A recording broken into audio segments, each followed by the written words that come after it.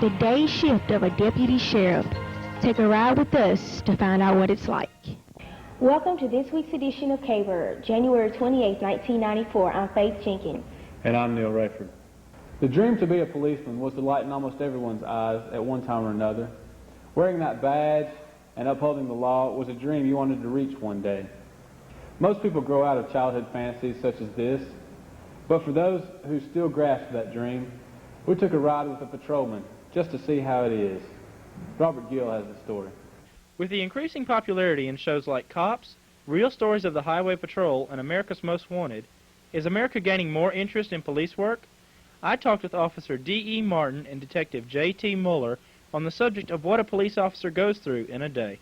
It's really negative and positive parts of it. You know, the positive part as far as catching the criminals and apprehending them and giving them jail time. The negative part of it is that some people view it as too much as police brutality, okay? But, you know, that's everybody had their point of view. On an average day, how many tickets and/or arrests do you make out? It depends on what type of calls we get.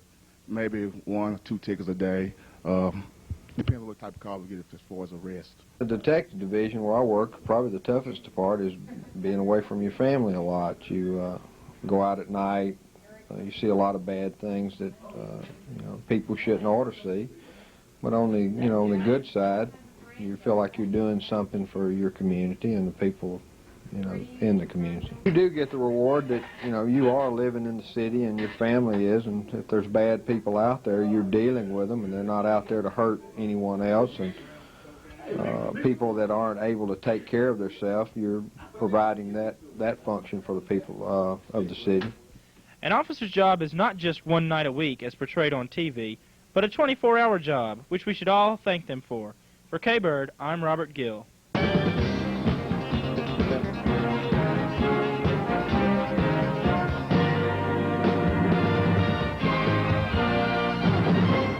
Still ahead, Byrd's cheerleaders are better than ever. Find out what they're up to when we come back.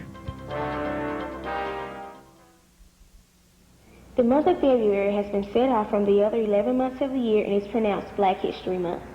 This is a month that honors all the blacks that have contributed to making America what it is today. Kbyrd decided to play a part in this celebration.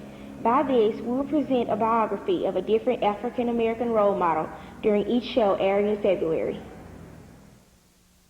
Our African-American person of the week is Mahalia Jackson. Born in New Orleans, Louisiana on October 16, 1911. Mahalia is an American singer noted for her vibrant, expressive voice and for her intensely moving interpretations of gospel songs. Known as the Queen of the Gospel Song, she helped popularize this form of music, in which a religious text is combined with the mood and rhythm of blues music. In 1950, Mahalia gave her first highly successful concert at Carnegie Hall in New York City, and 2 years later toured in Europe. Mahalia Jackson died in Evergreen Park, Illinois, on January 27, 1972. Mahalia Jackson, our African-American person of the week. I'm Shanetta Brown. Peace on earth, goodwill to men from heaven, oh gracious King. The 1993-94 cheerleaders have worked hard and are sometimes forgotten in the moment of glory. Kbyrd reporter Shanetta Brown went to take a look at these cheerleaders and see just what they do behind the scenes. Cheerleading is an extracurricular athletic sport that many may see lightly. We decided to take a look into how much work goes into this activity. Well, we have games, we have practices, we practice for our pep rallies, we do stuff with the freshmen. Pep squad. Yeah, we make up our pep rallies. And if you want to have cheerleaders, some things you need to do is stretch and be very limber and practice all your jumps and watch it, like practice your motions in the mirror or something, and make sure you have everything to where it looks right, and learn how to always smile no matter what you do. Even if you forget it, just or keep if you smiling. mess up. If you mess up, make up something.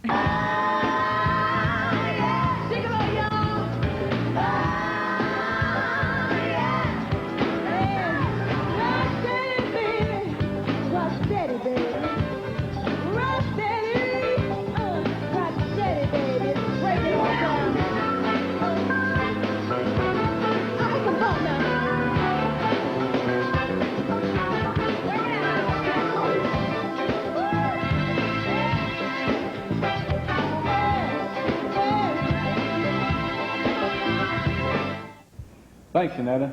The cheerleaders would also like to encourage any guys that want to become part of the squad to try out in March.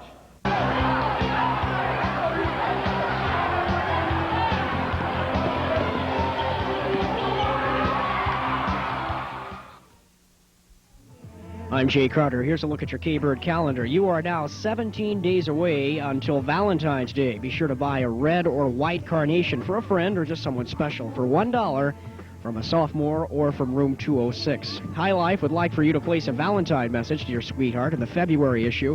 Be sure to come by room B7 during your lunch shift. Messages are sold for $1 each. Driver's education registration is on Tuesday of next week. Information is available now in the office. Seniors, Jostin's representatives will be here on Wednesday of next week. They'll be here during the lunch shifts in the front hall of the cafeteria. Going to give you a chance to order senior supplies. Sports action tonight. The Lady Jackets go up against Captain Shreve at Shreve at 5:30. The guys get started at 7 o'clock. Now, yesterday, the junior varsity girls tournament got started. They had 4 games yesterday. They'll have 3 more tomorrow. 8 schools are participating. Soccer game, the girls had one yesterday at Bossier Stadium at 3:30, but on the 29th, Caddo Magnet, they'll be playing at Caddo Stadium. That's at 4 o'clock.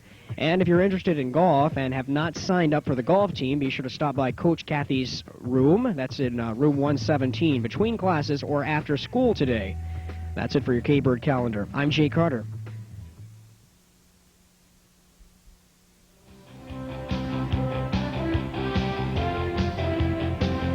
Kbyrd would like to congratulate the boys basketball team who defeated Airline 79-66 Tuesday night.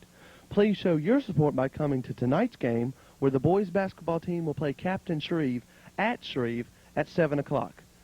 For Kbyrd, I'm Eric Gates. Now it's time for this week's Talkback. We asked you who you thought would win the Super Bowl, and here's what you had to say. I think Dallas will win because they have the best team, but I don't like them, so I want Buffalo to win. Dallas gonna win the Super Bowl because they won last year, and to me, Bill's just sorry. We want Dallas to win because they the best, and the Bills are just pitiful. That's all. Right. We love the Cowboys. Who do you think's gonna win the Super Bowl? Say Dallas. We'll say the Cowboys. Why? Why not? I think since Buffalo's been in there 3 times and lost, I think it's their turn to win. Although Dallas, I hope loses, they'll probably win. Buffalo gonna win. I don't care what none of you Dallas fans. Get out of here. I don't care what none of you Dallas fans say. Dallas had their time, and it was last year. Third time gonna run them all over. Check the yards out after the game. Buffalo Bills. They're gonna take it all the way, you know. I think the Cowboys, they going all the way, bruh. I kind of support them and things. They're my boys and things. Everybody wear Cowboy, but if they lose, there's going to be a lot of disappointed people. That's it for Kbyrd this week, Jacket. Have a great weekend and a safe Super Bowl Sunday.